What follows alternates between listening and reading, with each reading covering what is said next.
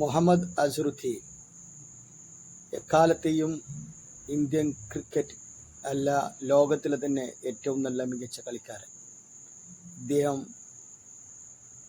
ബാറ്റിങ്ങിൻ്റെ കാര്യത്തിൽ മാസ്മരിക മാറ്റുകയായിരുന്നു. ഇദ്ദേഹം ക്യാപ്റ്റൻസിയിൽ ഇന്ത്യയെ കൂടുതൽ തവണ വിജയം കാണിച്ചൊരു ക്യാപ്റ്റനായിരുന്നു. ഫീൽഡിങ്ങിൽ റണ്ണൗട്ടാക്കുന്ന കാര്യത്തിൽ, ക്യാച്ച് ചെയ്യുന്നതിൽ വളരെയധികം ഭംഗിയിലായിരുന്നു ഇദ്ദേഹത്തിൻ്റെ കളി. സച്ചിൻ ടെണ്ടുൽക്കർ, ലോകത്തിലെ ബ്രാഡ്മാൻ എന്ന് വിശേഷിപ്പിക്കുന്ന ഇദ്ദേഹത്തിൻ്റെ കയ്യിൽ നിന്ന്, ബാറ്റിൽ നിന്ന് ഒരു 4 പോയാൽ പിന്നെ ഇദ്ദേഹത്തെ പിടിച്ചാൽ കിട്ടുകയില്ല. ഇദ്ദേഹം കൊൽക്കത്ത രാജകുമാരൻ സൗരവ് ഗാംഗുലി. ഇദ്ദേഹം സ്റ്റേഡിയത്തിൻ്റെ അപ്പുറമായിരുന്നു ഇദ്ദേഹത്തിൻ്റെ സിക്സറുകളെല്ലാം എത്തുന്നത്.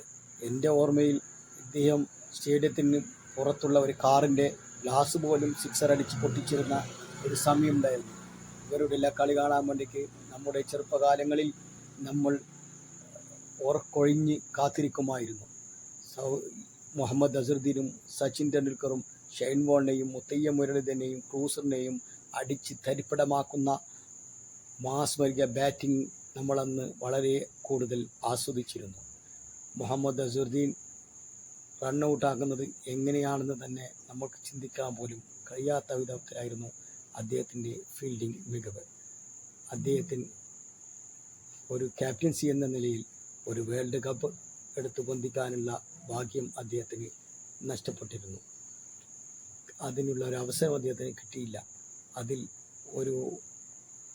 അദ്ദേഹത്തിൻ്റെ ഒരു കളി കാണുന്ന ഒരു വ്യക്തി എന്ന നിലയിൽ വളരെയധികം നിരാശ തോന്നിയ ഒരു കാര്യമാണ് ഉണ്ടായിരുന്നത്. അസ്ഹറുദ്ദീൻ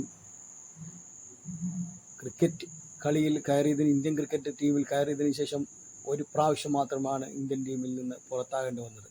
അദ്ദേഹം രഞ്ജി ട്രോഫി കളിക്കാൻ കോഴിക്കോട് വന്നപ്പോൾ, തലശ്ശേരിയിലോ കോഴിക്കോടോ എവിടെയോ ഒരു സ്ഥലത്ത് വന്നപ്പോൾ അവിടെ കാണാൻ പോകാൻ വളരെയധികം ആഗ്രഹിച്ചിരുന്നു.